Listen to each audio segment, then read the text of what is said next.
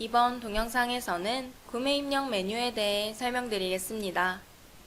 구매 입력은 발주한 품목이 입고되었을 때 입력하는 메뉴로서 실질적인 재고 수량의 증가가 이루어졌을 때 작성하는 전표입니다.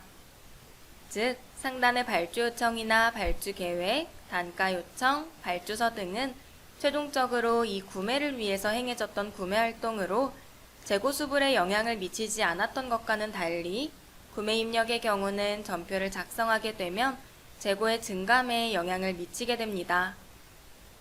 구매 입력은 해당 메뉴에서 건별로도 입력 가능하고 입력해야 하는 건이 많다면 하단 웹자료 올리기나 엑셀 자료 올리기를 통해 입력할 수도 있습니다. 또한 구매 입력 전에 이미 작성된 발주서나 주문서가 있다면 중간단에 있는 발주나 주문 버튼을 클릭해 전표를 불러와 작성할 수도 있겠습니다. 이번 영상에서는 이렇게 건별로 구매 전표를 입력하는 방법에 대해 설명드릴 텐데요. 상단부의 구매 일자는 실질적으로 재고가 증가되는 일자를 입력해 주시면 되고, 거래처는 실제 구매가 일어나는 구매처, 담당자는 구매를 담당하는 우리 회사의 직원을 넣어주시면 됩니다. 현재는 이렇게 거래처를 입력했을 때 담당자가 자동으로 입력되는 것을 확인할 수 있겠는데요. 바로 재고원, 기초등록, 거래처 등록 메뉴에서 해당 거래처명을 클릭하고 여신단가 탭에 있는 이 담당자 항목에 미리 우리 회사의 담당자를 연결해 두었기 때문입니다. 이렇게 담당자를 미리 연결해 두었어도 전표 입력 시에 수정할 수 있겠습니다. 입고 창고의 경우 실제 물건이 들어오는 창고로 입력해 주시면 되고, 거래 유형의 경우는 부가세율을 적용하는 품목이라면 부가세율 적용으로, 부가세율 미적용 품목이라면 부가세율 미적용으로 설정해 주셔야 하단부에 품목과 단가를 입력했을 때 공급가액과 부가세가 정확히 계산됩니다. 여기서 만약 소매 매입, 도매 매입, 수입 등의 구분값을 추가하고 싶은 경우라면 하단 신규 및 수정 버튼을 클릭해 주셔도 되고, 셀프 커스터마이징, 환경 설정, 기능 설정 공통 탭에 재고 부가세 항목을 클릭하고 매입에 관련된 부가세율 적용을 눌러 신규로 부가세 유형을 생성해 주시면 되겠습니다. 이때 기본 부가세 유형은 해당 구매 전표를 회계 반영할 때 매입 전표 쪽에서 어떤 구분값을 기본적으로 사용할지 지정해 주시는 부분입니다. 위쪽에 있는 부가세율은 기본 설정으로 하게 되면 10%를 따라가게 되고, 직접 입력으로 변경하게 되면 원하는 퍼센트 값을 직접 입력할 수 있겠습니다.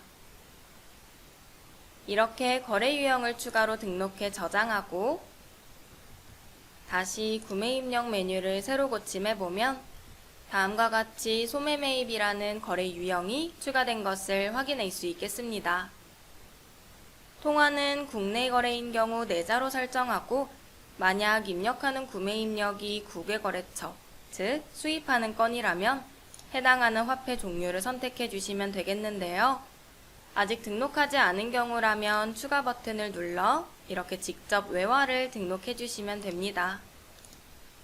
이렇게 상단부 입력이 완료되었다면 이제 아래쪽에 실제 구매하는 품목을 넣어 주시면 되는데요.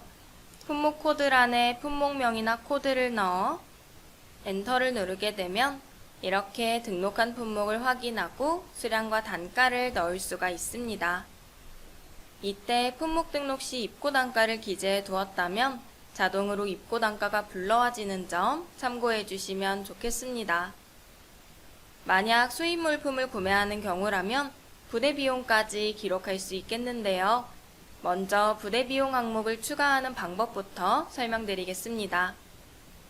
구매 입력 메뉴 우측 상단 옵션, 입력 화면 설정에서 기본 양식을 클릭하고 양식 설정 창에서 하단부 항목 타이틀을 클릭해 추가 버튼을 눌러 부대 비용이라는 항목을 추가한 뒤 해당 양식을 저장해 주시면 되는데요. 그럼 구매 입력 메뉴에 이렇게 부대 비용 항목이 추가되어 각각 품목별로 비용을 입력할 수 있습니다. 만약 한 번에 여러 종류의 품목을 구매했고 총 부대 비용을 동일하게 나눠 일괄로 입력하고자 하는 경우라면 구매 품목을 이렇게 모두 입력한 뒤 체크해서 중간에 있는 부대 비용 항목을 클릭하고 우측에 총 부대 비용 금액을 입력해서 적용해 주시면 되겠습니다. 그럼 추후 이익관리 메뉴에서 각각의 품목별 부대 비용이 합산된 원가를 확인해 볼 수 있습니다.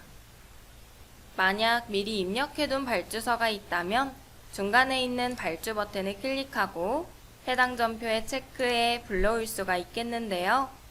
입력하는 도중 해당 품목의 재고 수량이 궁금하다면 중간에 있는 재고 불러오기 버튼을 눌러 이렇게 전체 재고 수량과 창고별 재고 수량을 확인해 볼 수 있습니다. 현재 불러온 발주서에 입력된 수량은 총 100개인데요. 만약 이 중 60개의 수량만 먼저 입고되고 40개는 후에 입고되는 경우라면 수량을 바로 60으로 수정한 뒤 구매 전표를 저장해 주시면 됩니다. 이때 남은 잔량은 좌측에 있는 미입고 현황 메뉴에서 검색했을 때 이렇게 확인할 수 있고 만약 40개가 입고되지 않은 상태로 거래가 종료된다면 진행 상태를 완료로 변경해 주시면 되고 40개가 추후에 입고되었다 라고 한다면 다시 구매 입력 메뉴로 돌아가 중간에 있는 발주 버튼을 클릭하고 동일한 발주서를 불러와서 저장해 주시면 되겠습니다. 이때 불러온 발주서를 확인해 보면 남은 잔량인 40개로 기본 수량이 입력되어 있는 것을 확인할 수 있고 해당 전표를 저장하기 전에 발주서 진행 상태 변경까지 해주시면 발주서 완료 처리까지 한 번에 진행할 수 있겠습니다. 이렇게 입력하고 저장한 구매 전표는 좌측에 있는 구매 조회나 구매 현황에서 확인할 수 있겠는데요. 먼저 구매 조회 메뉴에서는 우측에 있는 인쇄 버튼을 눌러 구매 전표를 인쇄하거나 거래처에 이메일, 팩스, SMS로 발송할 수 있습니다. 만약 이전에 입력했던 구매 전표를 확인하고자 한다면 상단 서치 버튼을 클릭하고 기준 일자를 설정해 검색해 주시면 되고 입력 화면과 동일하게 우측 상단 옵션, 양식 설정을 통해 신규 양식을 생성하고 리스트에 원하는 항목들을 추가해 볼 수도 있습니다.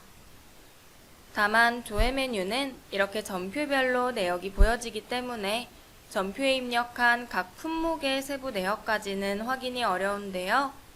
이때는 구매 현황 메뉴를 활용해 주시면 되겠습니다. 구매 현황은 구매 조회와는 다르게 전표에 입력한 각각의 품목들이 이렇게 라인별로 제공되고 양식 설정을 통해 품목 라인에 입력했던 각각의 정보들을 불러올 수 있습니다. 뿐만 아니라 상단의 서치 버튼을 클릭하고 구분을 집계로 선택하게 되면 다양한 집계 조건을 설정해 출력물을 확인할 수도 있겠는데요. 예를 들어 월별, 거래처별, 구매 품목과 금액을 확인하고자 한다면 집계 조건 1에는 월별, 집계 조건 2에는 거래처, 집계 조건 3에는 품목명 규격을 넣고 기준 일자를 지정해서 검색해 주시면 되겠습니다. 만약 결제를 받아야 하는 경우라면 상단의 서치 버튼을 클릭하고 하단 결제방 표시에 체크한 뒤 검색해 주시면 되는데요. 그럼 우측 상단에 이렇게 결제방이 나타나는 점 참고해 주시면서 지금까지 구매 입력에 대해 설명드렸습니다.